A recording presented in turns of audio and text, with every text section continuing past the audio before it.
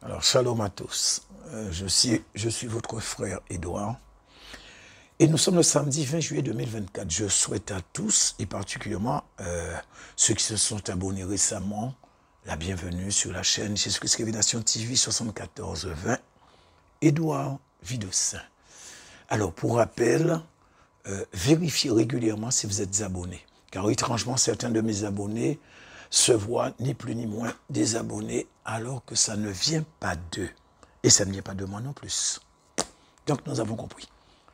Et je vais prier, merci Père pour ta parole. Accompagne tous ceux et celles qui sont réceptifs et réceptives, qui veulent comprendre et connaître ta parole, afin qu'ils puissent bien assimiler ce qui sera dit au nom de Jésus-Christ de Nazareth. Amen. Donc nous allons continuer notre enseignement avec cette deuxième et dernière vidéo, qui est aussi la fin, bien sûr, dernière, bon, la fin, oui, de ce thème que nous avons déjà vu.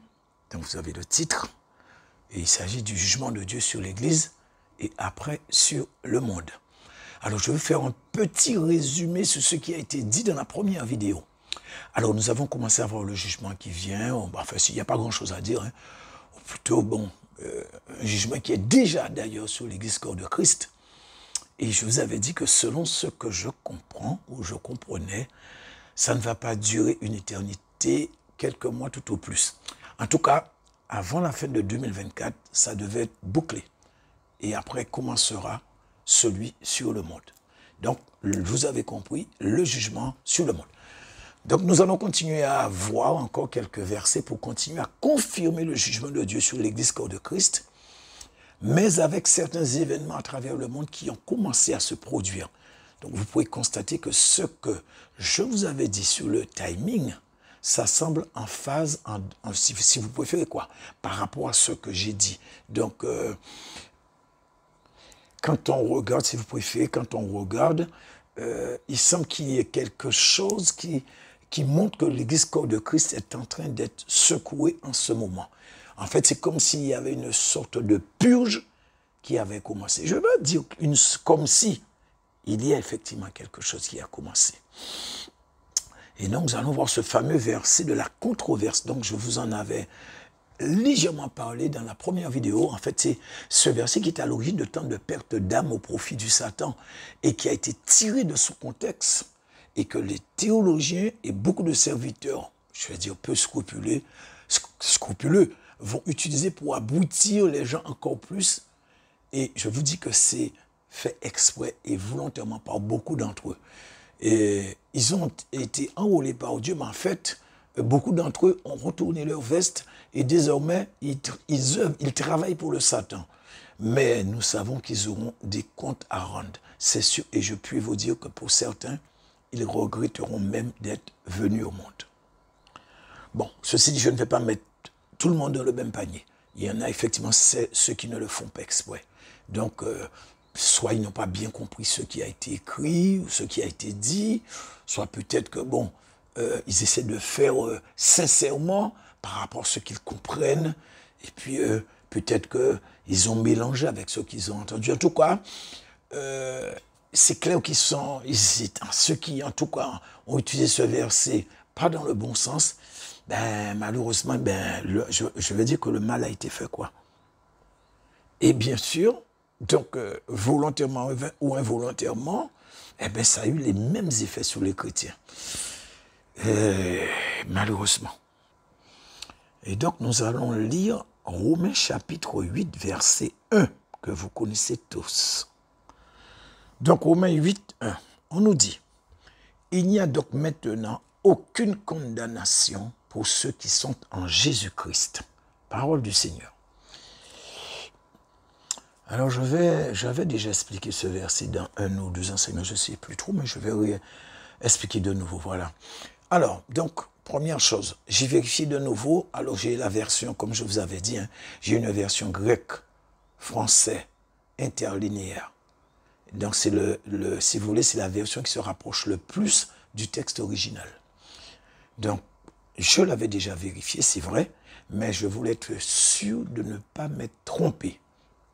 Et en fait, effectivement, il n'y a pas la suite que beaucoup de traductions ont. C'est-à-dire cette partie qui dit « qui marche non selon la chair, mais selon l'esprit ». Cette partie n'existe pas. Pourtant, on la retrouve, comme je vous ai dit, dans beaucoup de traductions. Alors, pour moi, ça ne change absolument rien par rapport à ce que je vous ai expliqué et ce qu'implique ce verset. Vous allez voir que ça ne change absolument rien.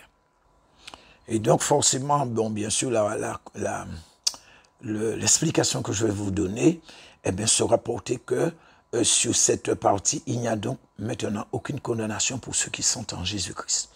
Alors, tous ceux qui ont libéré cette phrase dans la vie du chrétien, qui la prêchent dans leur sermon, qu'il n'y a plus de condamnation pour ceux qui sont en Christ, sans avoir au préalable compris ce que cela impliquait, ont envoyé des dizaines de millions de personnes en enfer.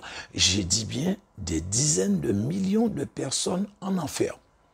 Et ce qui me révulse le plus dans ça, c'est que quand un chrétien meurt, et même en ce moment où le jugement de Dieu a commencé sur l'Église, beaucoup disent, mais de manière mécanique, « Ah, il est allé auprès du Seigneur » ou « il est monté auprès de Dieu, il est au paradis, réjouissons-nous, il est avec les anges, alléluia, il est en train de glorifier Dieu. » Or, je vous dis, frères et sœurs, le plus souvent, c'est faux. C'est totalement faux. C'est archi faux. La grande masse, la grande majorité a atterri en enfer. On ne dit pas la vérité. On cache cette triste réalité. Par conséquent, ceux qui connaissent la vérité, non. Oui, en fait, la vérité sur la vie de certains qui menaient, si vous voulez, une vie débridée. Quand ces gens-là meurent et qu'on dit qu'ils ont été au ciel, donc celui qui menait une vie qui ne glorifiait pas Dieu du tout, donc une vie débridée, quand on dit qu'il a été au ciel ou qu'elle a été au ciel, alors ceux qui vont entendre ça, ils vont se dire « Pourquoi je vais me priver? Pourquoi je suis obligé de me sacrifier ?» Donc, ils se disent qu'ils vont vivre leur vie, ils vont croquer la vie à pleines dents. Parce que de toutes les manières, ils iront au ciel. Parce qu'ils connaissaient parmi ceux qui menaient une vie indécente, une vie qui n'était pas en règle avec Dieu, mais on dit qu'ils ont été au ciel. Alors ils se disent, ouais, mais si tout le monde va au ciel, pourquoi je veux me priver? Donc, ils vivent quoi? Dans tout ça, je vous dis que les démons se réjouissent. Les démons, ils sont contents. Le diable, il est aux anges. Et tout ça, faute à l'ignorance. Toujours l'ignorance qui est la cause de tant de pertes dans le camp du Seigneur. Et je dis, pour revenir sur ce que j'avais commencé à dire par rapport au verset de Romains que nous traitons, que c'est totalement et fondamentalement faux de dire à quelqu'un qu'il est sauvé quand il a reçu Christ. Et même que selon Paul, même après avoir reçu Christ, il n'est pas véritablement sorti sous la condamnation. C'est clair qu'avec cette partie du verset, la donne change fondamentalement. Pour véritablement sortir sous cette condamnation, on ne doit pas se contenter de recevoir Christ. Certes, on le reçoit. Il vient faire sa demeure en nous. Mais après, il faut que nous fassions aussi notre demeure en lui. Nous aussi, nous devons venir habiter en lui, tout comme il l'a fait pour nous quand nous l'avons reçu. Ce que je vous dis, je ne l'ai pas fait sortir de ma casquette, je ne suis pas magicien. Je vous dis ce qui est écrit, vous avez le verset, vous pouvez le lire, relisez, méditez, je ne sais pas. La condamnation tombe que pour ceux qui sont parvenus à entrer en Christ, ceux qui ont, après beaucoup de sacrifices, fait leur demeure en Christ. C'est à eux que ce verset s'adresse. Et donc, c'est après que nous soyons entrés en lui que non seulement la condamnation va tomber, mais que va s'accomplir ce qui a été dit, toujours par le Seigneur, dans Jean chapitre 14, verset 20, donc l'évangile. Il dit, ce jour-là, vous saurez que je suis en mon Père, que vous êtes en moi et moi en vous. Mais si vous n'êtes pas dans le Christ, ce verset-là n'est pas pour vous, désolé. Donc je suppose que vous comprenez, non, vous arrivez à comprendre un petit peu le truc maintenant. Il est dans le Père. Donc le Christ, le Seigneur est dans le Père. Il dit que vous êtes en moi et moi en vous. Donc, pourquoi il dit tout ça? C'est tout simplement pour être un. Voilà le but que Dieu veut, que nous soyons un avec lui. C'est tout. Autrement, mon frère, ma soeur, si tu es souillé par le péché, comment peux-tu prétendre venir faire ta demeure en lui? Comment peux-tu prétendre être en lui? Ce n'est pas possible.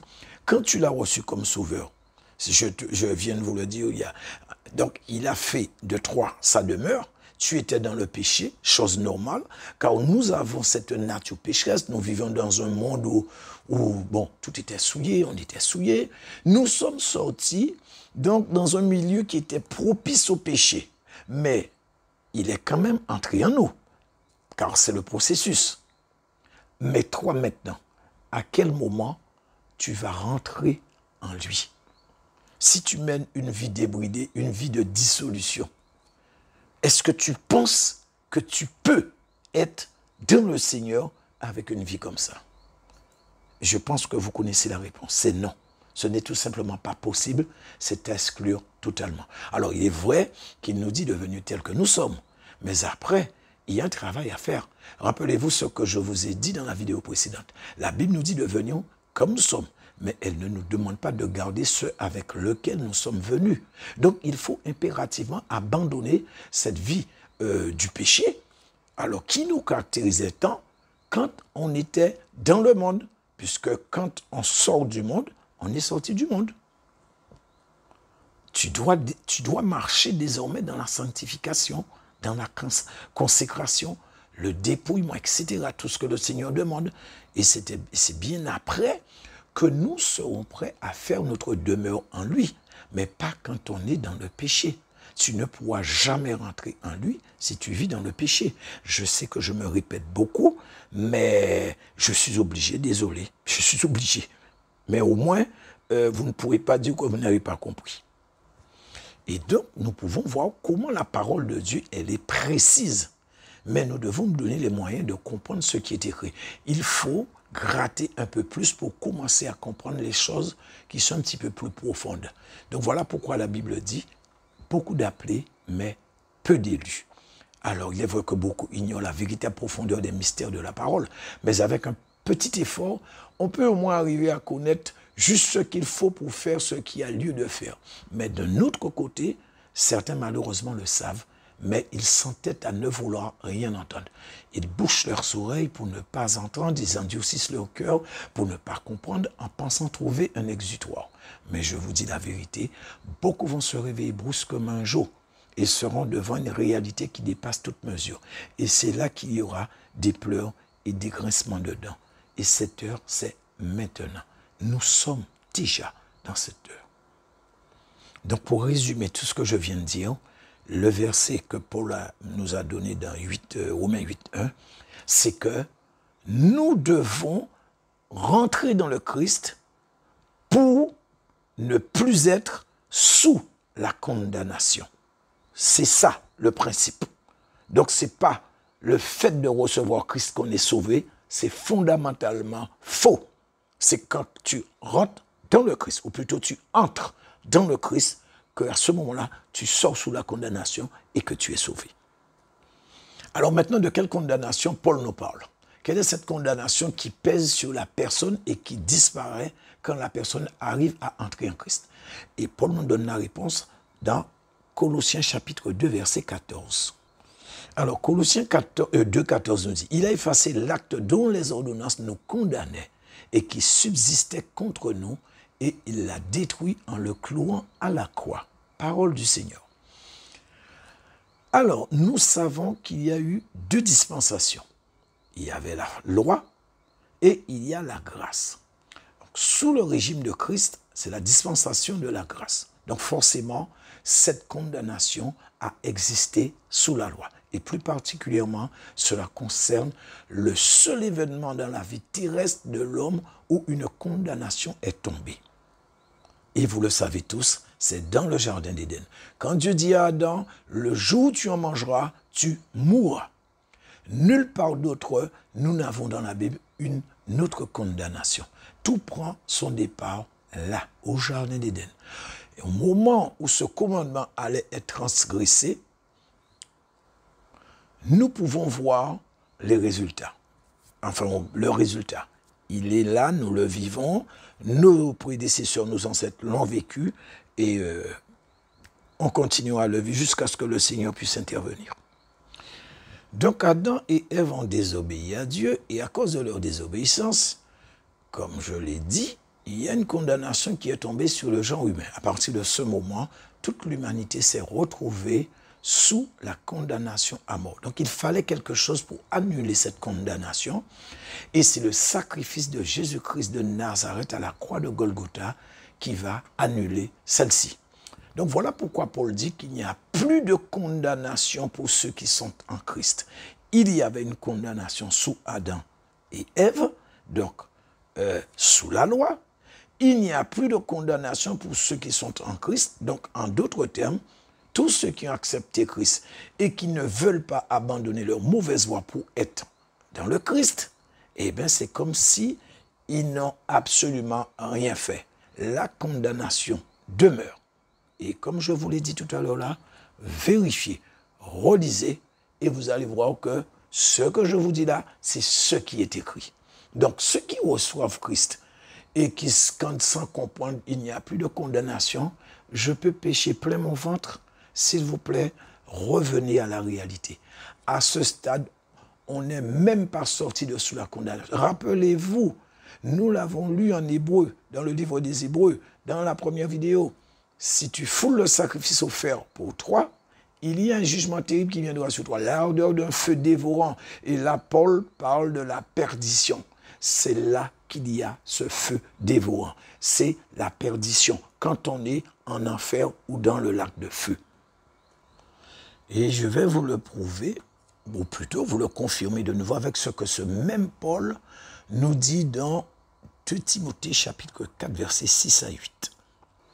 Donc 2 Timothée 4, 6 à 8, on nous dit « Car pour moi, donc c'est Paul qui parle, je sers déjà de libation et le moment de mon départ approche. J'ai combattu, verset 7, le bon combat. J'ai achevé la course, j'ai gardé la foi. » Verset 8, « Désormais la couronne de justice m'est réservée. Le Seigneur, le juste juge, me la donnera dans ce jour-là, et non seulement à moi, mais encore à tous ceux qui auront aimé son avènement. » Parole du Seigneur. Alors Paul dit dans le verset 6 qu'il sert de libation. Donc en d'autres termes, il dit qu'il sert de sacrifice. Le moment de sa mort approche. Et il va ajouter, désormais, la couronne de justice m'est réservée. Comprenez, après toutes les péripéties qu'il a subies depuis qu'il a rencontré le Seigneur, nous savons ce qu'il a enduré. Mais il va attendre le moment où sa mort approche. Et ce n'est pas de mort naturelle qu'il parle, puisqu'il dit qu'il va servir de libation. Cela veut dire qu'il va être immolé, sacrifié.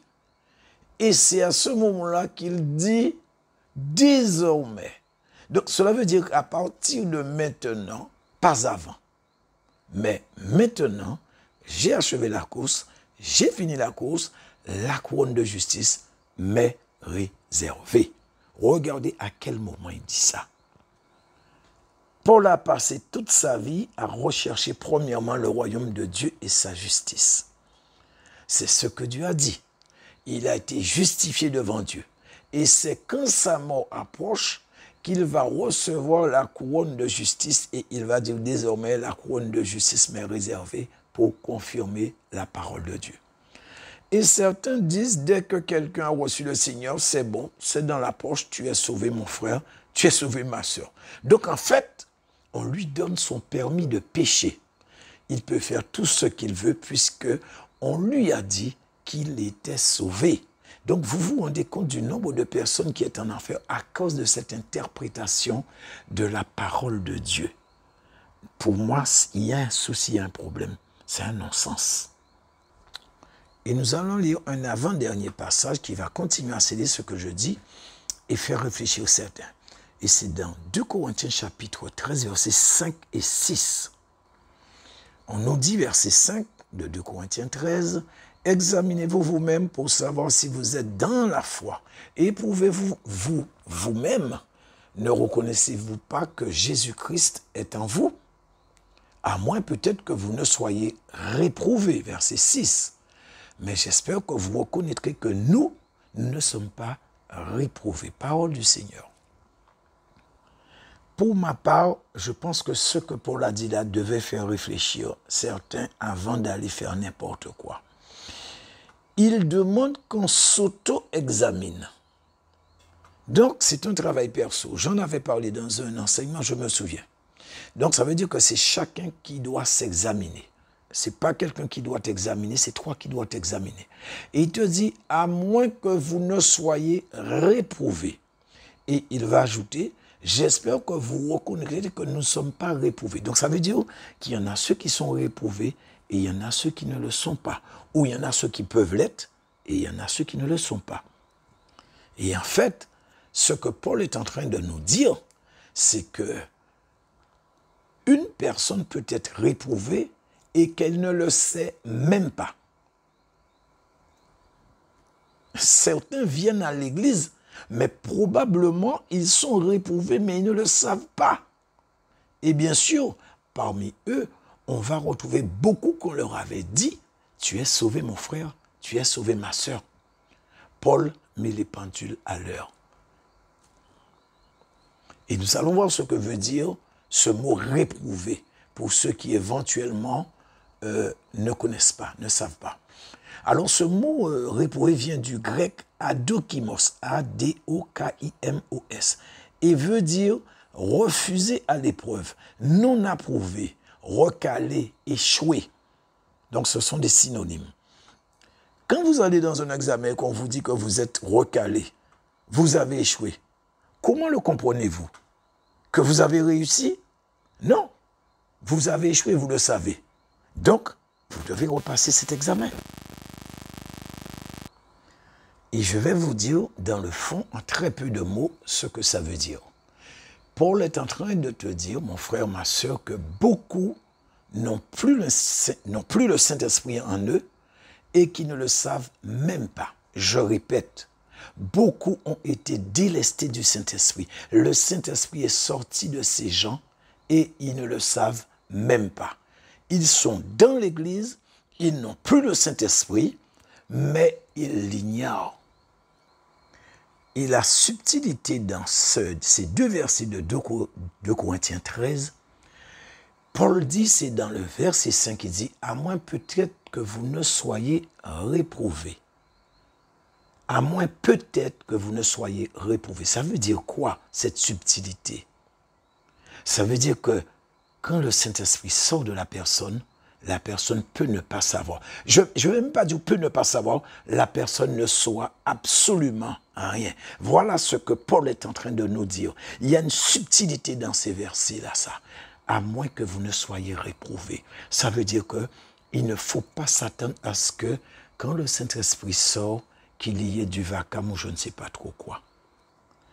Donc ces mêmes personnes qui sont dans l'Église et, enfin je vais dire qu'ils sont toujours présents dans l'Église alors qu'ils ont été délestés du Saint-Esprit, ils n'ont plus le Saint-Esprit, ils vont manifester des choses, des fois ils vont dire que, bon ben en fait c'est pas qu'ils vont dire, mais ils vont penser qu'effectivement que le Saint-Esprit est toujours en eux, mais en fait non. Et je rappelle la période dans laquelle nous sommes, période de jugement, période propice à l'accomplissement de ces versets en question. Mais sache mon frère, sache ma sœur, quand le Saint-Esprit sort, il sort en toute discrétion. Quand vous faites honte à quelqu'un, la personne fait-elle du tapage? Non. La personne baisse sa tête et s'en va. Il en va de même pour le Saint-Esprit. Vous l'avez attristé tellement avec votre mode de vie, vous avez été averti pas mal de fois, mais vous vous en fichiez. Eh bien, le Saint-Esprit, à la fin, est reclus au point que vous finissez par le mettre dehors, vous l'expulsez. Et en fait, vous ne vous rendez même pas compte qu'il n'est plus en vous depuis un moment. Il y en a ceux qui ont perdu le Saint-Esprit depuis des années, ne le savent même pas. Et moi, je vais vous dire quelque chose. Il ne faut pas penser parce que la personne parle en langue toujours, la personne a des visions, que c'est l'œuvre du Saint-Esprit. Non. Les dons et l'appel du Seigneur sont irrévocables, Paul nous dit. Donc Dieu ne reprend pas ce qu'il a donné. Mais désormais, tu es devenu un nid de démons et ce sont eux qui vont se charger de faire fonctionner les dons qui sont en toi. Car les dons, comme je viens... Enfin, vous connaissez ce verset. Quand Dieu a donné concernant l'appel, il donne les dons, c'est irrévocable. C'est simplement la manifestation qui va changer de main. C'est tout. Et donc, je vais ajouter, si certains vous disent que si vous vous repentez, que le Saint-Esprit va rentrer de nouveau en vous, alors allez dire à cette personne que moi, Édouard Vidocin, serviteur du Seigneur, j'ai dit que c'est impossible que cette chose se réalise, que se fasse. Il est impossible que le Saint-Esprit sorte de quelqu'un et que la personne change de comportement, tente de se repentir, ou même si cette personne-là voudrait se repentir et ou s'est repenti, pour que le Saint-Esprit rentre de nouveau dans la personne. Je n'ai pas lu ce verset, il n'est pas dans ma Bible, ni dans ma compréhension. J'ai jamais vu un verset qui pourrait, même de loin, même de très loin, prétendre mener à un tel scénario. Alors, je sais que Dieu va avertir la personne plusieurs fois, et après un maximum de 3 fois, ce qui peut être moins aussi, hein, Dieu peut envoyer avertir la personne 2 fois aussi, hein. Eh bien, le Saint-Esprit, il sort. Pourquoi? Parce que, en fait, il ne sort pas, c'est vous qui le chassez. On vous a dit on a été, comment le verset dit ça? On a été scellé du Saint-Esprit. Vous pensez que quand on est scellé du Saint-Esprit, qu'il est impossible de déceler ce qui est scellé? Eh bien, c'est ça l'erreur. En tout cas, si quelqu'un connaît le verset qui dit que quand le Saint-Esprit est sorti, il peut de nouveau entrer dans la personne. Moi, comme je vous ai dit, je ne connais pas ce verset-là. Donc, si vous en avez un comme ça, ben, je suis preneur.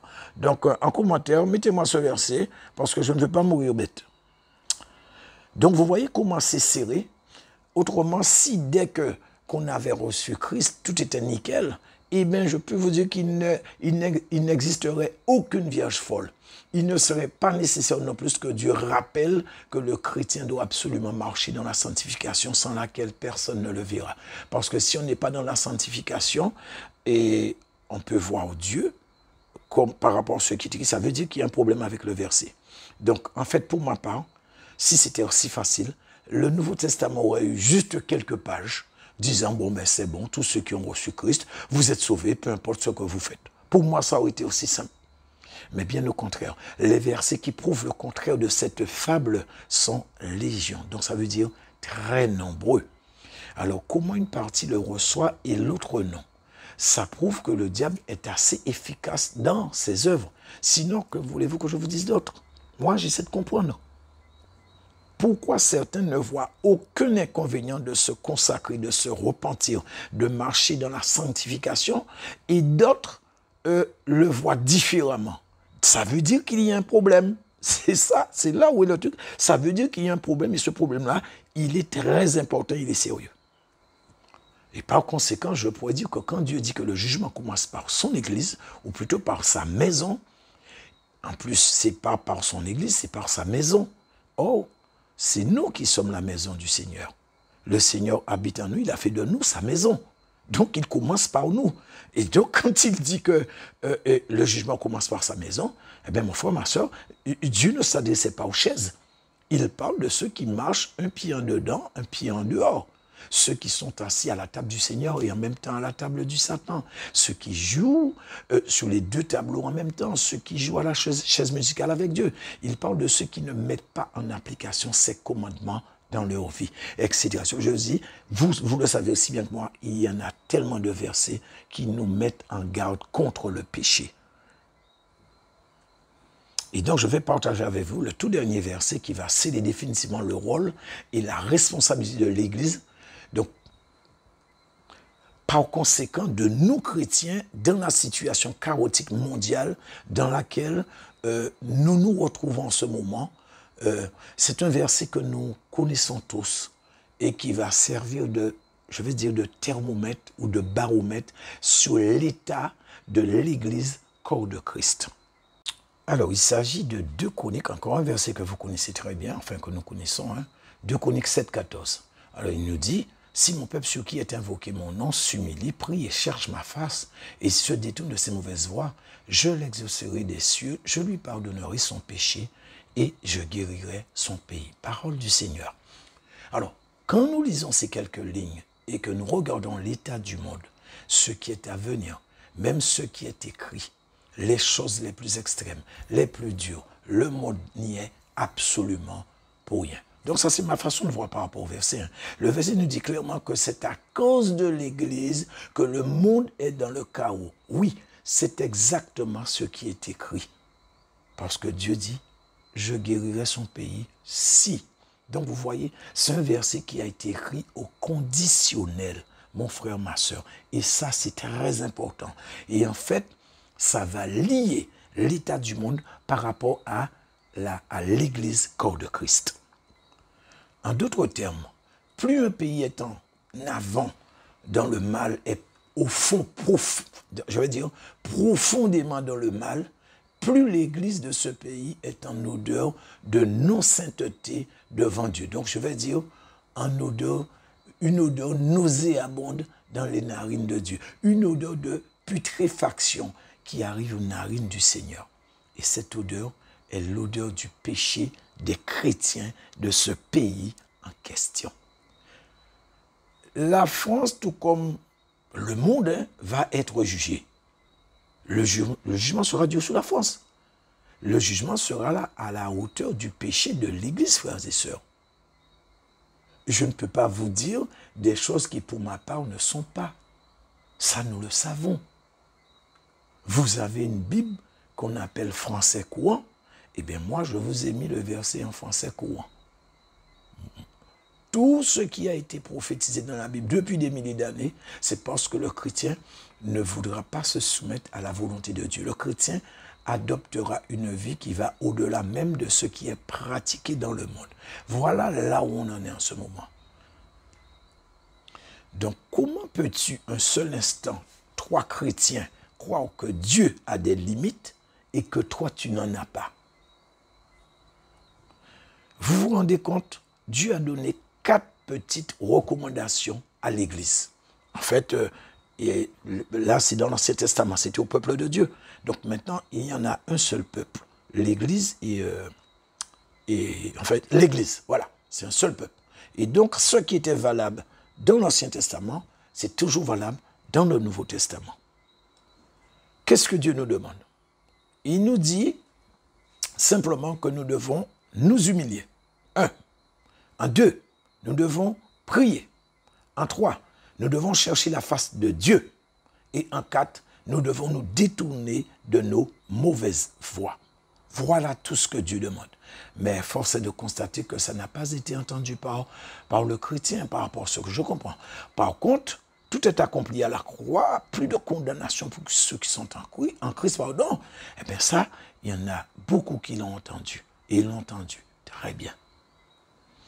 Alors peut-être certains doivent se dire que je répète souvent les mêmes choses, mais ceux qui raisonnent ainsi ne font que me donner raison. Ce sont ces paroles qui font du bien à l'âme et ils n'en veulent pas. Mais certaines âmes vont les recevoir et elles vont dire Amen, Alléluia, gloire à Dieu. Celles-là, elles sont déjà dans la salle des noces. Que ceux qui ont des oreilles écoutent ces paroles inspirées. Alors je reviens un peu sur ce que je vous disais au début. Donc je vous parlais, j'avais dit que ce jugement ne va pas durer. Alors ce sera effectivement sur une courte période de temps, alors quelques mois tout au plus. Et je veux croire, et je le sais, nous n'irons pas jusqu'en 2025. En tout cas, pour ce qui est de l'Église. Et donc, le jugement va concerner, alors je vais un petit peu vous dire en gros, le jugement va concerner les faux serviteurs. Alors, comprenez par faux serviteurs, tous ceux qui sont de l'ennemi, hein, ce sont les serviteurs de l'ennemi que j'appelle faux serviteurs. Ceux aussi qui n'ont pas été appelés par Dieu, mais qui se sont autoproclamés serviteurs de Dieu. Donc, si vous n'avez pas été appelé par Dieu et vous avez décrété que vous êtes serviteur de Dieu, vous êtes un faux serviteur.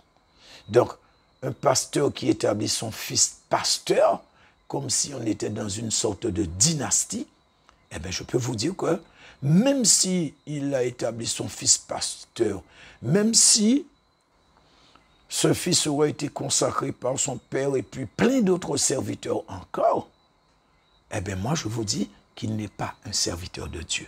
Moi, je vous le dis. Les pasteurs qui établissent leurs femmes, là, c'est encore pire. Ceux enrôlés par le Satan, donc à ne pas mélanger avec de vrais serviteurs de Dieu, mais qui se sont détournés. Donc un vrai serviteur de Dieu qui s'est détourné n'est pas un faux et ne pourra jamais être un faux. S'il a été appelé par le Saint-Esprit, il ne peut en aucun cas être un faux. C'est totalement et fondamentalement contraire à la parole. Et c'est pour vous protéger que je vous le rappelle, parce qu'il y en a ceux dont la langue est très sensible pour sortir des choses. Et même que j'ai fait un enseignement dessus qui s'intitule « C'est quoi un faux prophète ?» Donc vous pouvez toujours l'écouter, ça va vous aider à ne plus pécher. Car quand vous appelez un serviteur de Dieu faux, parce qu'il ment, parce qu'il détourne de l'argent, qu'il prophétise faussement, enfin peu importe ce qu'il fait qui serait répréhensible selon la parole de Dieu, quand vous dites qu'il est faux, vous vous maudissez vous-même. Donc vous jugez ce serviteur et vous aussi vous appelez un jugement sur vous. Et je vous dis, le Seigneur ne vous laissera pas impuni parce que, je vous le rappelle, nous sommes dans une période ultra sensible, période de jugement, de purge. Donc, je vous mets en garde. Ceux qui ne veulent pas croire, c'est vous qui voyez. Et finalement, vous voyez que nous revenons toujours à la parole. Faute de connaissance, mon peuple est détruit ou périt. Alors, donc je continue. Il y a aussi ceux qui ont été appelés à un ministère bien précis, mais qui sont passés à un autre ministère de convenance de leur propre chef.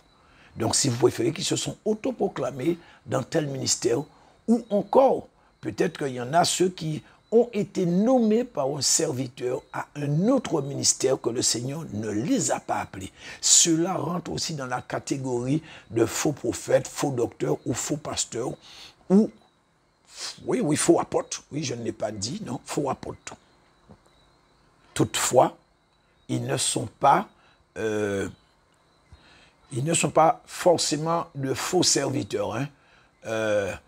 Je vais dire, il est faux par rapport au ministère qu'il occupe et non par rapport à sa fonction devant Dieu.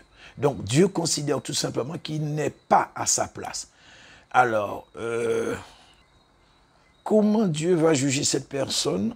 Personnellement, je n'en sais rien. Ça, c'est Dieu et la personne, mais je ne saurais vous dire.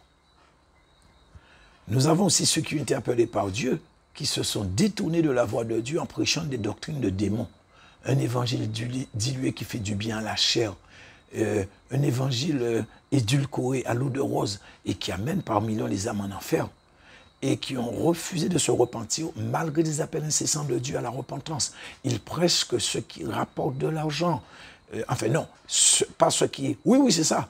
Ils vont prêcher ce qu'on appelle l'évangile prospérité financière, le leadership, et même ils vont jusqu'à défendre ce qui est en abomination devant Dieu, parce qu'en fait, le problème, c'est que il ne veut pas que l'Église soit vide, enfin, plutôt se vide, parce qu'il faut faire rentrer de l'argent. Donc, il y en a ceux qui ne vont pas mettre de gants, ils vont dire tout et n'importe quoi. Alors, tout à l'heure, je vous ai parlé aussi des femmes. Donc, il y a des femmes qui se sont autoproclamées pasteurs, voire apôtres. On les appelle des apôtresses. Enfin, moi, je les appelle des apôtresses. Je ne sais pas si ça existe.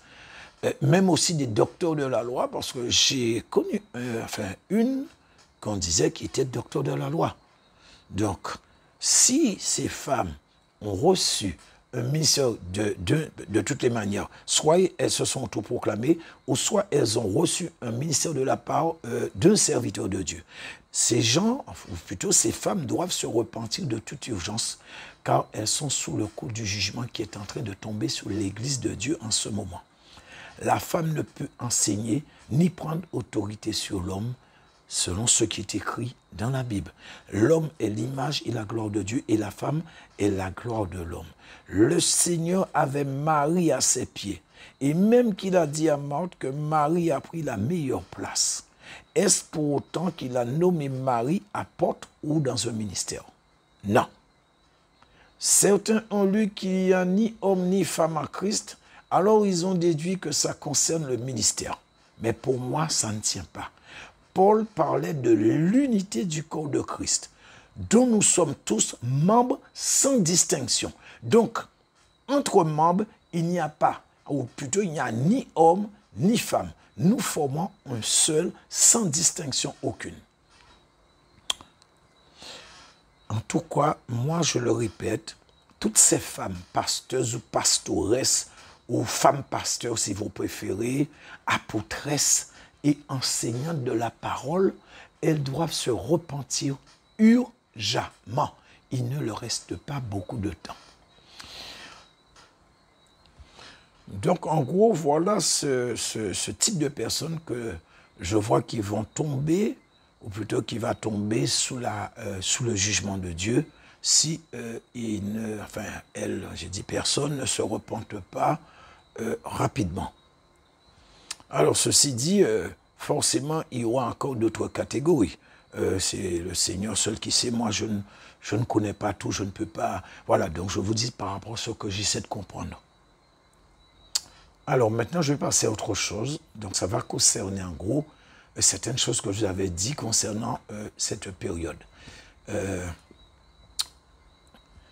Parce que rappelez-vous, je vous avais demandé de surveiller une certaine période.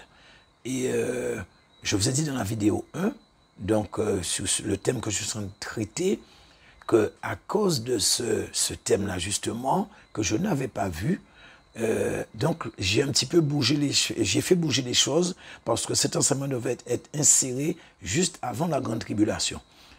Et ce que je suis en train de voir en ce moment, c'est un nombre mais vraiment impressionnant de vidéos sur le net, des révélations, des prophéties, des avertissements, etc. que certains ont reçus du Seigneur.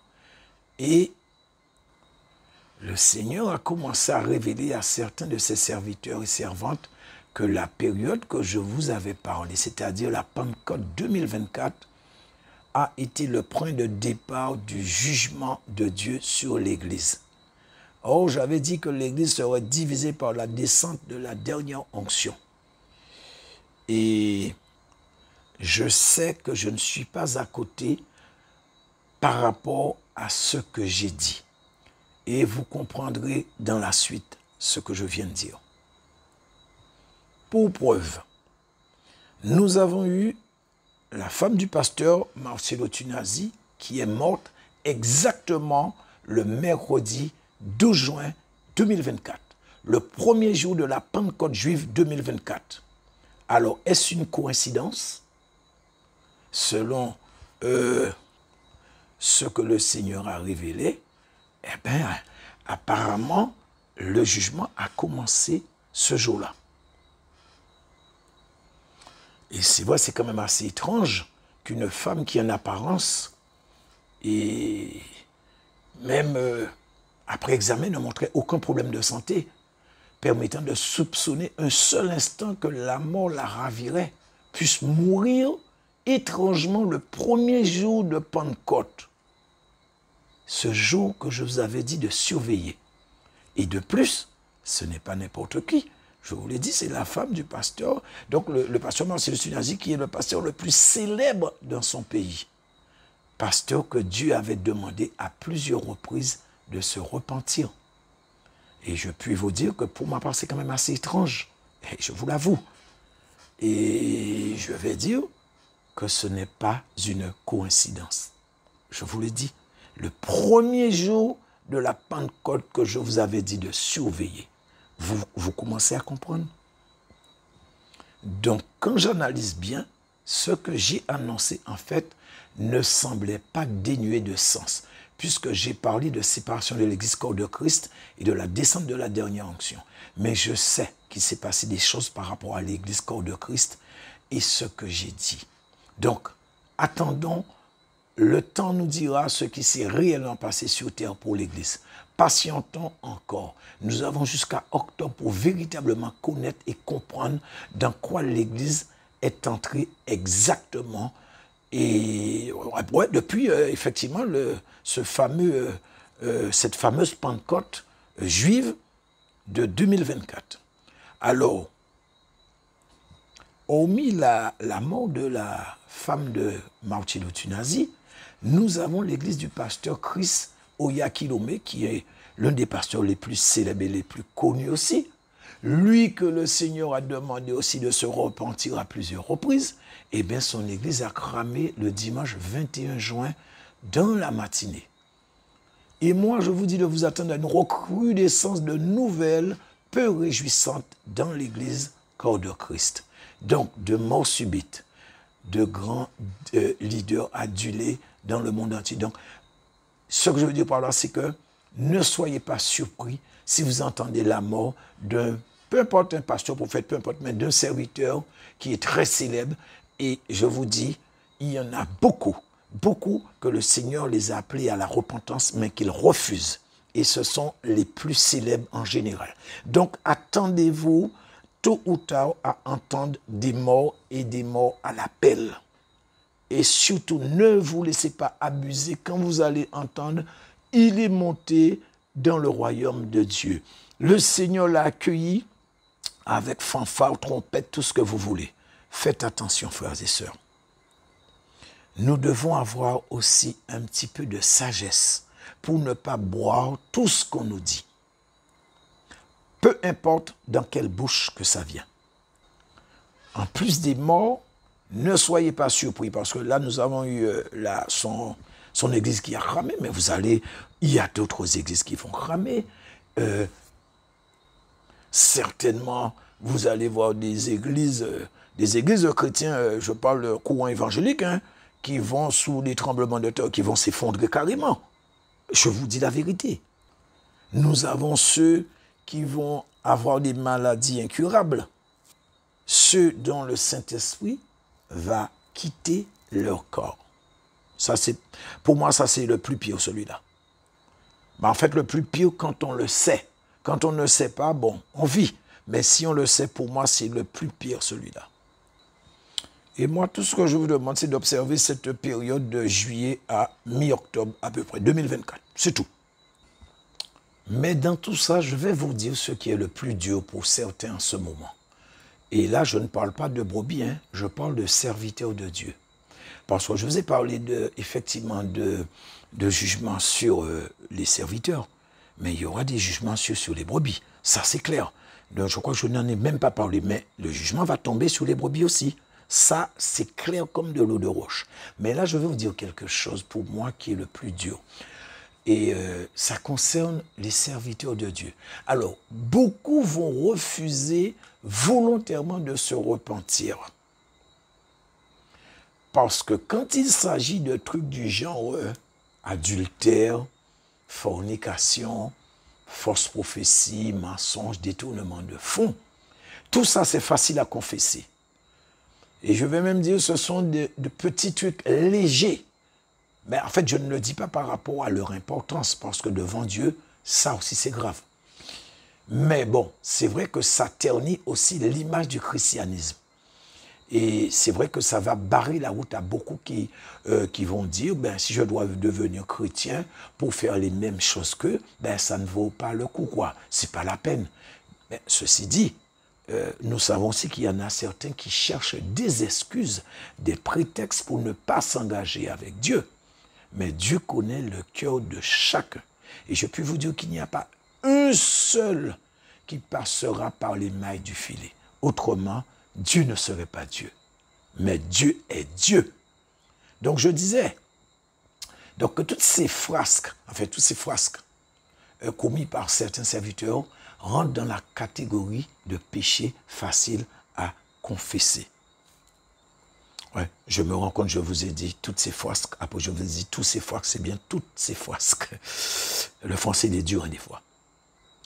Alors donc, un serviteur de Dieu qui a été touché ce qu'il ne devait pas toucher, donc qui est entré à fond dans la sorcellerie, dans l'occultisme, dans le satanisme, dans la franc-maçonnerie, qui a pactisé pour attirer du monde dans son église, qui a caché des amulettes sous son église, qui a envoûté les brebis du Seigneur, qui a fait des choses qui écœurent par leur portée et leur indécence. Vous pensez qu'ils peuvent venir et confesser publiquement ce qu'ils ont fait? Vous pensez qu'ils auront le courage de venir confesser toutes ces choses? Non, mon frère, non, ma sœur. Ça, c'est du très lourd. Cela demande beaucoup d'humilité, du courage, de la crainte de Dieu. Alors, ceci dit, pour moi, s'ils avaient la crainte de Dieu, ils ne l'auraient pas fait. Et je vais même dire que ça demande aussi du respect. Et même s'ils avaient du respect pour Dieu, ils ne l'auraient pas fait. Mais bon, toujours est-il, moi, tout ce que je veux vous dire, c'est que tous ces grands serviteurs qui sont connus du monde entier et qui sont suivis par des millions de personnes à travers le monde, qui reçoivent même des chefs d'État. Vous pensez qu'ils pourront se tenir devant un micro face aux caméras et dire « Oui, je reconnais avoir fait des choses illégales, illicites devant Dieu. J'ai été me coucher dans des cercueils ou dans des cimetières la nuit pour attirer du monde. J'ai offert en sacrifice des dizaines de brebis du Seigneur. Mon épouse, mes enfants, pour le succès, l'argent. Donc, en fait, bon, vous avez compris. À part les brebis, ils ont offert leurs enfants, leur épouse, et tout ça pour l'argent, pour le succès, pour être connus. Ils voulaient être connus comme certains. Donc, ils ont un club. Eh bien, beaucoup rejoignent ces clubs. Et vous croyez qu'ils vont venir dire publiquement ce qu'ils ont fait? Des fois, le diable leur demande qu'ils doivent aller coucher en esprit avec des jeunes filles vierges. Vous pensez qu'ils vont pouvoir dire ça en public devant tout le monde? Moi, je ne crois pas. Parce que le truc qu'il y a, quand vous venez vous repentir, vous devez dire pourquoi, pour quel motif vous vous repentez. Vous devez le dire publiquement. Tout ce que Dieu vous reproche, vous devez le dire devant les gens. Tous les gens que vous avez manipulés, que vous avez trompés, vous êtes obligés de le leur dire. Puisque le serviteur n'est pas exempt. Hein. La Bible dit, si tu as quelque chose avec ton frère, tu dois aller le voir. Eh bien, s'ils ont trompé des gens par dizaines, centaines, milliers, millions, ils doivent aussi le faire. Ils doivent le faire publiquement. C'est tout. Et moi, je vous dis, on pourra compter sur les doigts d'une seule main, parmi les centaines de pasteurs qui sont impliqués dans ces choses, on pourra compter sur les doigts d'une seule main combien qui pourront venir confesser ça devant caméra, devant un auditoire plein à craquer, une grosse église, et avec caméra et tout. Ça, je vous dis, ça va être difficile, extrêmement difficile. Parce que avouer ce genre de choses, la honte est au rendez-vous. Ça va être difficile pour eux de regarder les gens en face. Ils seront des sujets de moquerie dans le monde entier. Beaucoup vont dire, je croyais qu'il était. Mais en fait, voilà. Et vous savez, des fois, le plus souvent, le bien est plus facile à oublier que le mal. C'est là où il est le problème. Parce que le Satan va toujours faire que les gens se rappellent ça pour qu'ils aient de l'amertume et que l'iniquité gagne les cœurs de beaucoup. C'est pour ça que la Bible dit que dans les derniers jours, à cause de l'iniquité, eh bien, beaucoup vont céder, beaucoup vont quitter l'Église. Et en fait, c'est ça. Nous sommes dans cette période. Quoique ça a déjà commencé, hein, mais là, ça va s'accentuer. Là. Et donc, en plus qu'ils seront tiraillés entre la patte du gain facile et le fait de libérer leur conscience, parce que savent qu'ils sont mauvais spirituels. De toute manière, quand quelqu'un fait ce qui n'est pas bon, la personne ne sait. Mais nous avons aussi en deuxième lieu le diable qui va leur faire croire qu'il leur reste du temps et qu'ils pourront se repentir après, que Dieu est miséricordieux, que tous les mauvais serviteurs qui sont morts avant eux sont au paradis auprès de Dieu, car c'est ce qu'on leur a fait croire, c'est ce qu'ils ont compris, mais c'est faux. Et je vous dis, non seulement il ne leur reste pas de temps du tout, mais tous ceux qui sont morts, qui étaient liés au péché et qui ne se sont pas repentis, confessés, eh bien moi je vous dis qu'ils sont en enfer. Dieu est en train de donner des centaines de témoignages, enfin, pas Dieu, Dieu amène des centaines de personnes pour visiter l'enfer, afin de dire ce qu'elles ont vu. Et la plupart disent qu'elles ont vu des serviteurs de Dieu. Beaucoup qui étaient très connus, elles les ont, j'ai dit personne, elles les ont vus en enfer. En tout cas, dans tout ça, moi, ce que je comprends, c'est que le diable va leur faire comprendre qu'effectivement, bon, qu'ils ont encore du temps, parce que vous savez, beaucoup parlent des temps de la fin, que oui, ça y est, c'est bon, machin, mais en fait, dans leur tête même, ils voient que c'est bon, c'est dans 10 ans, dans 5 ans, en tout cas, c'est pas pour maintenant.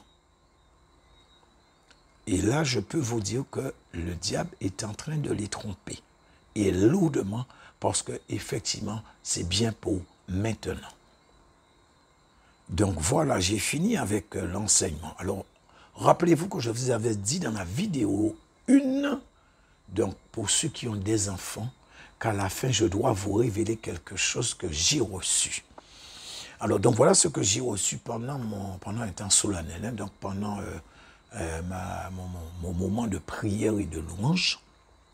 Enfin, mais avant même de vous révéler vraiment, parce que ce que j'ai reçu, ce qu'il faut que vous compreniez, c'est que quand nous regardons l'évolution des choses, et surtout ce qui est exigé par Dieu pour être enlevé, nous ne pouvons pas ne pas nous poser des questions quant au sort de nos enfants, d'autant plus que j'ai entendu tellement de témoignages où on révélait qu'il y avait des enfants en enfer. Et donc moi je priais, je louais, à un certain moment, je plaidais avec Dieu comme il est écrit dans la parole. Et je disais à Dieu, Seigneur, les enfants sont devenus une proie trop facile pour l'ennemi. Ils sont arrivés au mauvais moment. Mais quelle chance peuvent-ils espérer avoir quand on voit ce qui se passe? Comment le diable fait voter des lois viles, des lois iniques, perverses, pour que les enfants soient interdits de correction corporelle par leurs parents. Donc vous avez compris, hein, pour que les parents ne puissent pas corriger leurs enfants. Aussi, comment il a fait insérer des programmes sensibles dans les manuels scolaires des enfants en bas âge. Hein. Là, je parle des enfants en bas âge, tels que des programmes sur le sexe. Alors, je ne sais pas pour des pays francophones tels que Canada, etc. Mais en France, c'est ce qui est voté. Pour des enfants, je crois, apparemment, on m'a dit de 6, 7, 8 ans. Où on dit aussi à l'enfant que son corps lui appartient et qu'il peut faire ce qu'il veut. Il peut disposer de son corps comme il veut, comme bon lui semble. Que ses parents ne peuvent l'obliger à faire ce qu'il ne veut pas, ni non plus l'empêcher de faire ce qu'il veut. Et je disais aussi à Dieu, les enfants, déjà dès leur conception, reçoivent des démons. Ils sont envoûtés aussi en regardant la télé. Pour ceux qui ne le savent pas, je vous le dis, les ordinateurs, les téléphones portables, les démons entrent dans les enfants à partir de ça. Il y a aussi des enfants non humains qui sont mélangés avec eux. Et en fait, ces enfants ne le savent même pas. Et ce sont les vrais enfants du malin qui sont là pour inciter les enfants des chrétiens à se rebeller et à faire ce qui est mauvais. Donc je disais à Dieu, mais Seigneur, quelle chance ont-ils de s'en sortir? Pourtant, certains serviteurs ont leur temps. Moi, je ne fais pas d'hypocrisie. Donc moi, je dis à Dieu, je parle à Dieu par rapport à ce que je vois qui est écrit. Et donc je disais à Dieu qu'il y a des serviteurs, des fois, bon, ils ont eu beaucoup de temps pour se repentir, alors qu'ils savaient pertinemment que ce qu'ils faisaient, et même ce qu'ils font en ce moment, pour certains, c'était mauvais. C'était mauvais. Donc, pourquoi les enfants doivent payer un prix aussi élevé alors qu'ils sont, comme la Bible dit, Dieu dit que les temps d'ignorance, bon, il ne tient pas compte des temps d'ignorance. Et donc, ces enfants sont extrêmement vulnérables devant l'ennemi. Donc, pour moi, je dis, Seigneur, c'est pas équilibré. C'est un combat déséquilibré. C'est désavantageux pour les enfants. Ils n'ont aucune chance. Donc, je plaidais que, Seigneur, moi, j'ai mon fils qui a 13 ans. Bon, il va avoir 13 ans bientôt. Et je peux vous dire, c'est pas facile du tout. Et donc, après ma plaidoirie, comme je vous ai dit, c'est écrit, hein, Dieu dit, venez plaidons. Donc, quand j'ai bien parlé, j'ai dit tout ce qui me passait. J'ai dit autre chose, je ne me souviens pas de tout, mais j'ai dit encore autre chose. Hein.